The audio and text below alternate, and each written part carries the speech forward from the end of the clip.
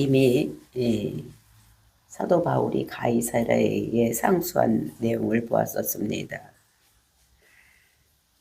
그랬을 때에 이제 베스도가 총독으로 오고 아그리빠 왕이 그에게 인차차 그곳에 방문했을 때 베스도가 마음에 간직하고 있었던 불안한 마음, 또 어떻게 해야 될지 모르는 이런 문제가 있어서 아그리빠 왕에게 자기의 심정을 토로를 했습니다. 사도 바울이라는 사람이 있다. 네, 그것은 벨릭스가 총독으로 있을 때 옥에 가두고 나에게 인계한 자다. 그런데 그를 죄인이라고 했는데 알아보니까 죄가 없는 것 같은데 그 사람이 더군다나 가이사랴에게 상소를 했다. 그래서 그곳에 보내려면 제목을 써서 붙여야 되는데 자기가 알아보니까 그 제목이 뭐라고 써야 될지를 모르겠다. 그래서 고민거리가 된다. 이렇게 얘기를 했더니 아그리빠 왕이 그러면은 내가 한번 알아보겠다. 또 아그리빠 왕도 그 사도 바울이 보고 싶은 마음이 있었기 때문에 이제 그를 이렇게 같이 만나보자. 이렇게 했던 것을 우리가 보았었습니다.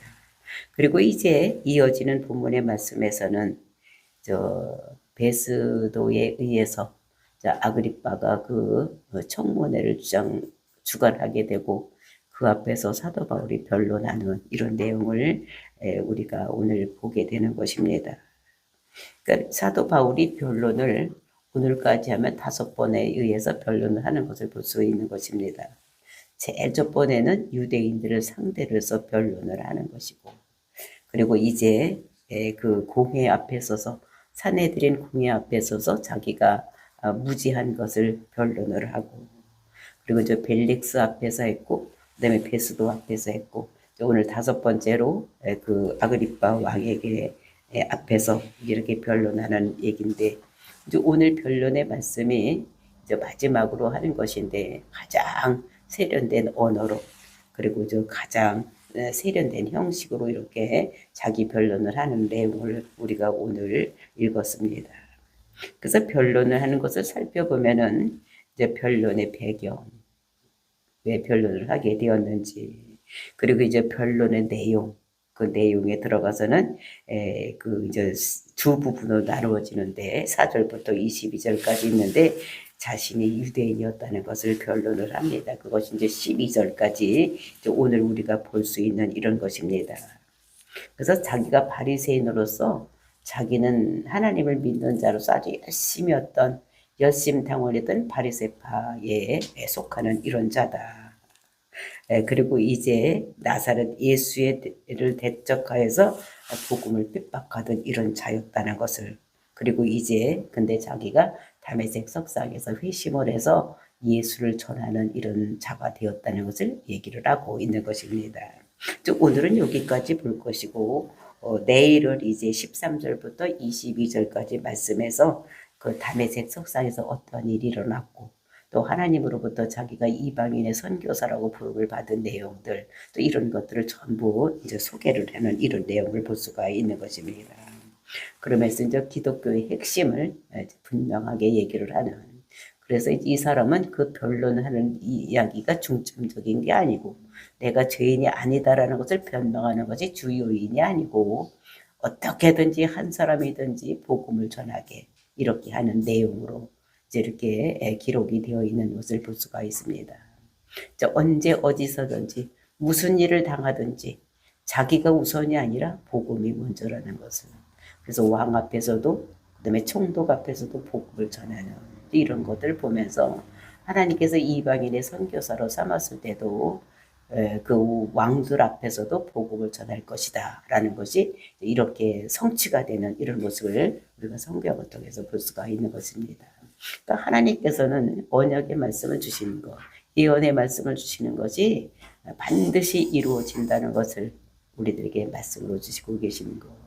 그래서 우리는 어떤 문제를 만나든지 누구를 만나든지 나를 먼저 생각하는 것이 아니라 복음을 전할 수 있는, 죽어가는 영혼을 살릴 수 있는 이런 자가 됐을 때 하나님께서 그 생명을 책임지신다는 것을 우리들에게 말씀으로 주시고 계시는 것.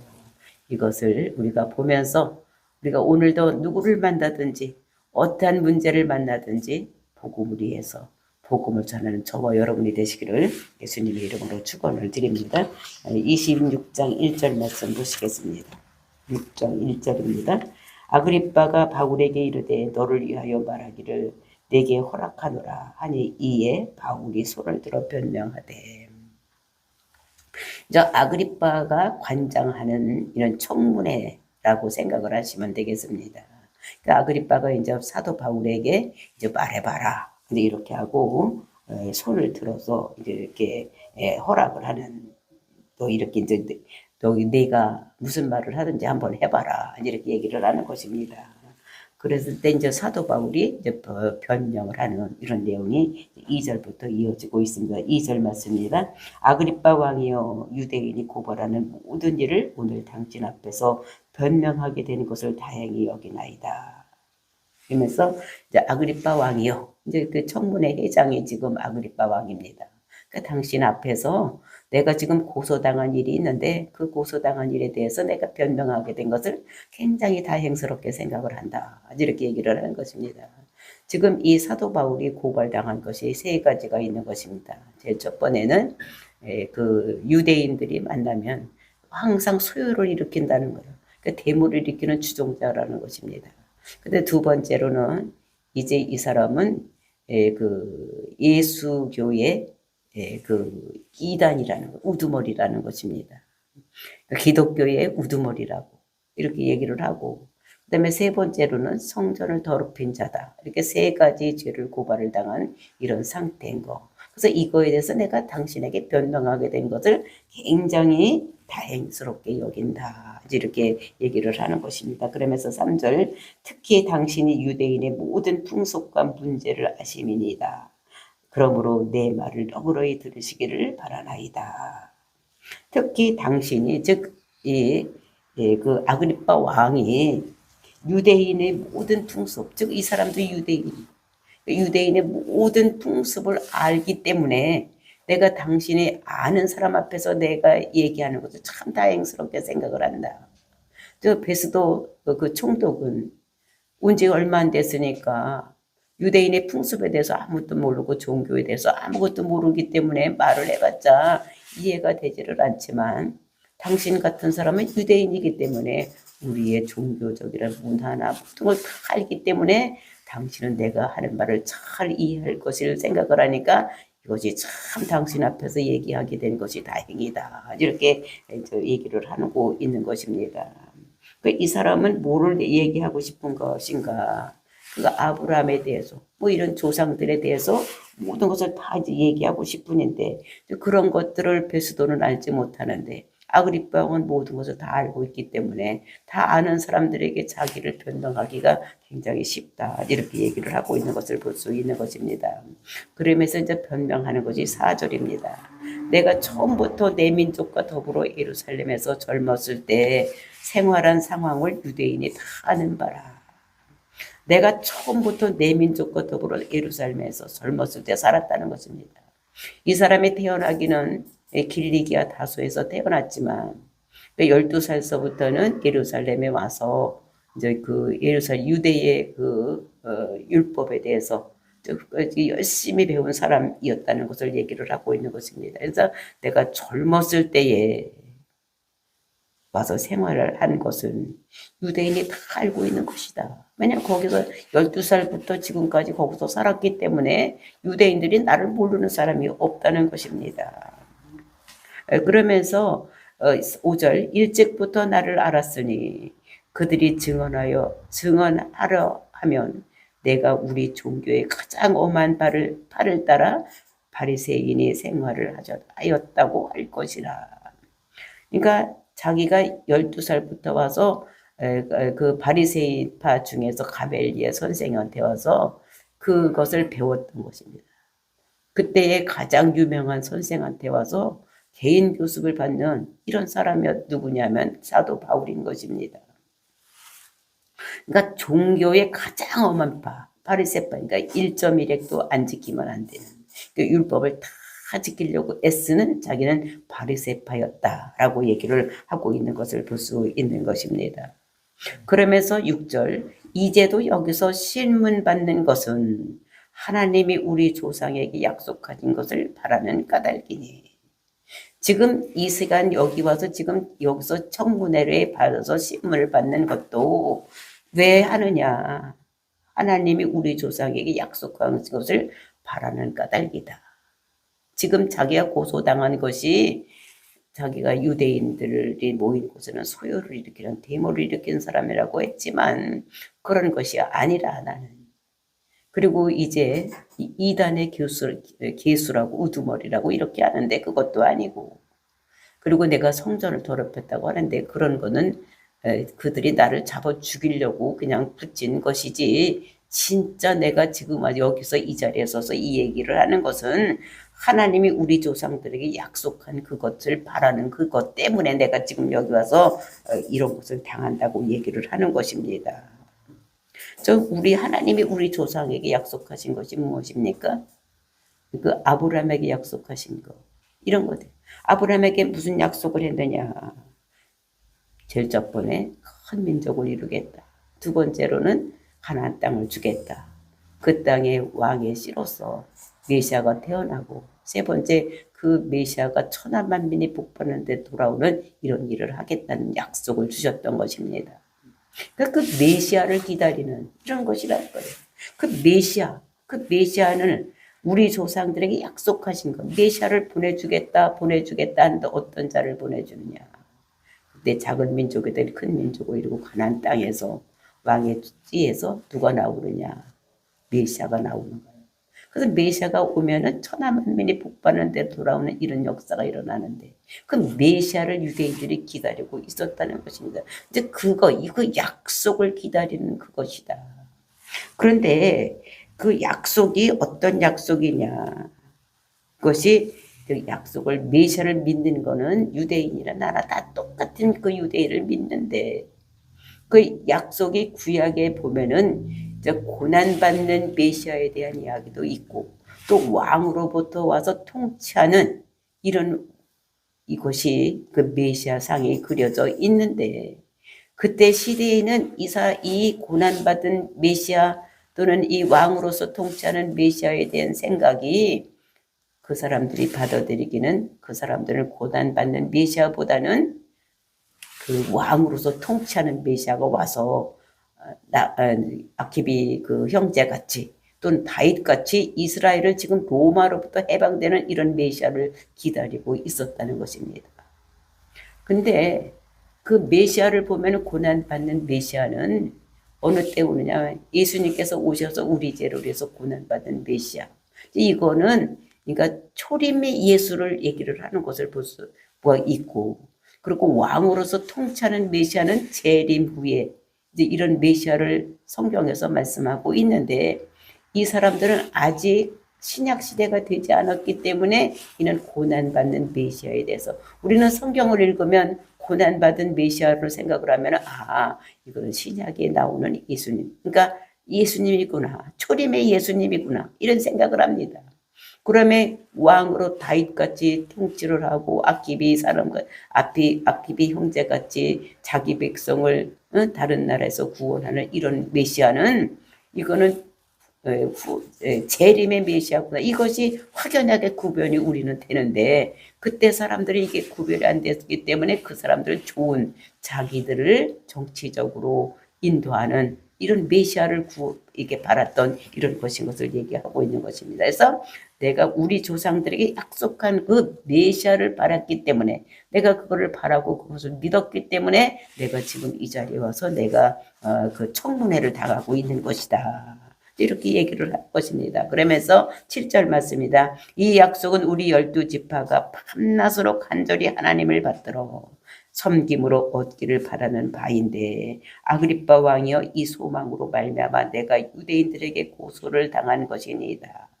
이 약속, 정말 메시아가 온다는 그 약속은 우리 12지파가 밤낮으로 지키는 것이라는 것.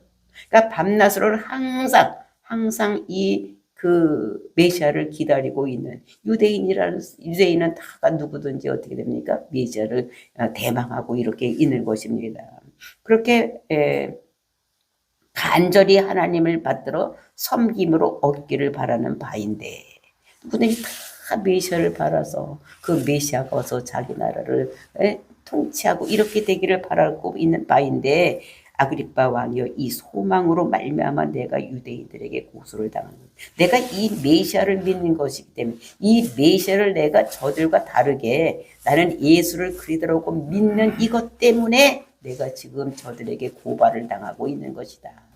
정말 저들이 고발한 그 세 가지 죄는, 그거는 나를 죽이기 위해서 이렇게 한 거지. 사실은 내가 예수를 그리스도라고 믿기 때문에 내가 이 자리에서 내가 지금 이 얘기를 하는 거, 이 변론을 하는 것이다. 내가 예수를 그리스도라고 믿기 때문에 지금 내가 고발을 당하고 이렇게 있는 것이지, 저들이 얘기하는 것 같이 그 세 가지는 그거는 아니다. 이렇게 얘기를 하는 것입니다. 그러면서 8절 말씀입니다. 당신들은 하나님이 죽은 사람을 살리심을 어찌하여 못 믿을 것으로 여기나이까. 그러니까 당신들은 어떻게 그 하나님이 죽은 사람을 살리지 못한다고 믿느냐. 그러니까 살릴 수가 있다는 것입니다. 그러니까 예수는 자기가 죽었다가 뻘떡 일어나는 것이 아니라 예수님은 하나님께서 살리셨다는 거예요. 왜냐하면은 그는 죄가 없는 분이에요. 그러니까 죄의 싹은 사망이기 때문에 죄 때문에 죽어서 있어야지, 무덤으로 가서 썩어야지 되는데, 예수님은 죄가 없으신 분이니까 그 판단은 누가 하시는가? 하나님이 하시는 거예요. 그러니까 죄가 없으니까 죽음의 사망에 매여 있을 수가 없으니까 하나님께서 너는 죄 없다고, 그리고 죄인은 유대인들이 너를 죽인 사람이 죄인이라고 그를 살리셨다는 거예요. 그러니까 하나님이 예수님을 살리셨다는 그거를 너희들은 왜 못 믿냐, 이렇게 얘기를 한 것입니다. 그러면서 9절 말씀입니다. 나도 나사렛 예수의 이름을 대적하여 많은 일을 행하여야 될 줄로 스스로 생각하고. 이제 이 사도 바울도 한때는 그렇게 했다는 것입니다.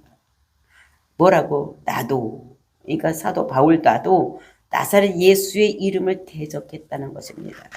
그러니까 나도 한때 내가 예수를 안 믿었다. 그러니까 대적해서 어떻게 했느냐? 많은 일을 행하여야 될 줄로 스스로 생각하고. 많은 일, 이제 앞으로 지금 설명하고 있는데, 자기가 그 대적하기 위해서 많은 일을 해야 될 줄을 알았다는 것입니다. 그것이 10절입니다. 예루살렘에서 이런 일을 행하여. 그 대적한 일이 어떤 일을 행했느냐? 첫 번째, 대제사장에게 가서 권한을 받아 가지고, 그러니까 자기가 그냥 평면으로 할 수 없으니까 대제사장에게서 자기가 할 수 있는 일을 권한을 받았다는 거지. 받아가지고 성도들을 옥에 가두며. 그러니까 예수 믿는 사람들은 그냥 다 샅샅이 찾아가가지고 다 어떻게 했느냐? 붙잡아다가 다 옥에다 가두었다는 것입니다. 그리고 두 번째로 또 어떤 일을 했느냐? 죽일 때에 내가 찬성 투표를 하였고. 그러니까 이 사람을 죽여야 되느냐 말아야 되는데 이럴 때 찬성 투표를 던졌다는 것입니다. 그러니까 그때는 그 돌을 가지고 이제 흰 돌과 검은 돌을 가지고 있다가 이제 이렇게 죽일 사람에게 던질 때는 검정색. 그 다음에 이 사람은 살려야 되겠다 하는 때는 흰 돌을 돌려가지고 했는데, 자기는 그렇게 했을 때 어떤 투표를 했냐면 자기는 죽일 검정색을 던졌다는 것입니다. 그리고 이제 또 11절, 모든 회당에서 여러 번 형벌하여 강제로 모독하는 말을 하게 하고. 그 모든 회당에서, 그러니까 자기가 다니는 회당이 있는데 그 회당에서만 하는 것이 아니라 회당마다 돌아다니면서 뭐를 했느냐? 여러 번 형벌하여 강제로 모독하는 말을 하게 하고, 그 사람들 죄 있다고 하고 어떻게 냐 모독하는 말을 하겠다. 나는 예수를 안 믿는다. 예수는 그 사람은 그 그리스도가 아니다. 내가 믿은 거 잘못 믿었다. 이렇게 강제로 그렇게 했다는 것입니다. 못 믿도록. 그러니까 회당마다 돌아다니면서 믿는 사람들, 예수는 그렇다고 믿는 사람들에게 죽이려고, 말 안 하면 죽는다고 이렇게 하면서 강제로 그 사람들에게 예수를 저주를 하게 이렇게 했다는 것입니다. 모독하게 하는 말을 하게 하고, 그들에 대하여 심히 격분하여 외국 성에까지 가서 박해하였고. 이렇게 예수를 믿는 사람들만 보기만 하면 그냥 치가 떨려가지고 어떻게든 한 사람이라도 더 잡아다가 죽이고 옥에 가두는 것이 자기가 하나님 나라 일하는 줄 알았다는 것입니다. 그래서 그 사람들을 잡아서 죽이려고 한 사람이라도, 그러니까 다메섹에 그 사람들이 어떻게 했냐면 이 사도 바울이 예루살렘에서 그러니까 믿는 사람들도 옥에 가두고 그 다음에 죽이고 막 막말을 하게 하고 막 이렇게 하니까 모독하게 하는 말을 한 거예요. 그러니까 여기서 못 살겠다 싶어가지고 어디까지 갔냐? 다메섹, 그러니까 아람의 수도까지 멀리 가서 살고 있는 사람들. 들어보니까 거기 가서 이 사람들 핍박하니까 거기 가서 다 살고 있다는 소문이 들리니까 이제 거기까지 가서도 잡아다 죽이려고. 예수 믿는 사람을 아주 싹 잡아다 죽여서 씨를 말리려고 사도 바울이 그렇게 생각을 했다는 것입니다. 그래서 애국성에까지 가서 박해를 했다는 거예요. 못 살게. 그렇게 하고 그 일로 대세상들의 고난과 이임을 받아 다메섹으로 갔나이다. 그 일로, 그러니까 그 예수 믿는 사람을 핍박하고 잡아오기 하기 위해서, 근데 그냥 일반인으로는 거기 갈 수가 없으니까, 또 가서 괜히 믿는 사람을 잡아올 수가 없으니까 그 고난을 가지고 그 대제사장에게 그런 고난을 위임받아서 위촉장을 받아가지고 그곳에 갔다는 거예요. 어떤 일을 살리는 일에 가는 것이 아니라 예수 믿는 사람들을 잡아오려고, 죽이려고, 옥에 가두려고, 전부 끌어오려고 그런 위임을 받아서 위촉장을 받아가지고 이 사람이 거기를 갔다는 것입니다. 그래서 그 일로 대제사장들에게 고난을 위임을 받고 다메섹으로 갔던 이런 얘기를 하고 있는 것입니다. 그러니까 외국에 가서까지도 국내에서만 아니라 그러니까 국내에서만 잡아다가 가두는 것이 아니라 외국에까지 가서도 그러니까 멀리 그 다메섹이 얼마나 멉니까? 하루 이틀 가는 것도 아니고 한 적어도 일주일은 넘겨 걸어서 가야지 되는 이런 먼 길을 걸어서 가서 거기 가서 모든 사람들을 잡아오려고 예수 믿는 사람을 잡아오려고 이렇게 했던 이런 사람인 것을 볼 수가 있는 것입니다. 그래서 나도 정말로 그 예수를 그러더라고 믿기까지는 이런 과정을 거쳤다 이런 얘기를 하고 있는 것을 볼 수가 있는 것입니다. 그런데 이 사도 바울은 우리가 보면은 스데반 집사를 죽일 때에 어떻게 했느냐. 그러니까 검도를 돌렸어요. 그리고 이 사람은 그 사람들이 있을 때에 그 돌려서도 죽인 사람들의 겉옷을 가지고 있던 사람이야. 그 겉옷을 가지고 있었다는 것은 무슨 뜻이냐. 너희들이 하는 일이 잘못됐을 때 모든 책임은 내가 진다고. 이렇게 했던 사람이 사도 바울인 거예요. 그러니까 스데반을 죽이는데 앞장섰던 사람이 이 사람인 것을 우리가 볼 수가 있는 것입니다. 그러니까 예수 믿는 사람을 핍박을 했다는, 옥에 가는 것도 시원찮으니까 죽이고, 그리고 또 세상에 돌아다니면서 그 예수가 우리 죄로 해서 죽은 것이 아니라 그것을 모독하게 했다는 것입니다. 그 예수님에 대해서 모독하게 하는 말을 이렇게 시킨 사람이 장본인이 자기라는 거. 자기도 옛날에는 이랬던 사람이다. 내가 바리새인 중에 바리새인이요. 바리새인도 자기가 사내들인 공회의원. 이런 이렇게 높은 자리까지도 올라가고 내가 가장 훌륭한 가멜 선생에서 내가 이렇게 받은 사람인 거. 이런 것을 자기가 얘기를 하면서 내가 이렇게 변하게 된 것이 이유가 있다는 것입니다. 그 이유를 이제 13절서부터 우리가 내일 볼 텐데 그 얘기를 하고 있는 것입니다. 그러니까 다메섹 석사에서 회심하는 이야기. 이것은 우리가 성경에 3번 나오는 것을 볼 수가 있어요. 첫 번에 다메섹 석상에서 가서 회개할 때, 그건 22장에서 또 한 번 이제 그 변명할 때에 또 한 번 이제 그 다메섹 석상에서 일어났던 일을 얘기를 하고, 그 다음에 이제 26장 오늘 우리가 본문에서 보면은 이제 내일 볼 텐데 그 다메섹 석상에서 이제 회개하는 이런 이야기. 그러니까 신실이니까 그때를 계기로 해서 그것이 전환점이 되어서 죽이려고 하던 사람이 예수를 그리스도로 증언하는 이방인의 선교사가 된 이런 사람인 것을 볼 수가 있습니다.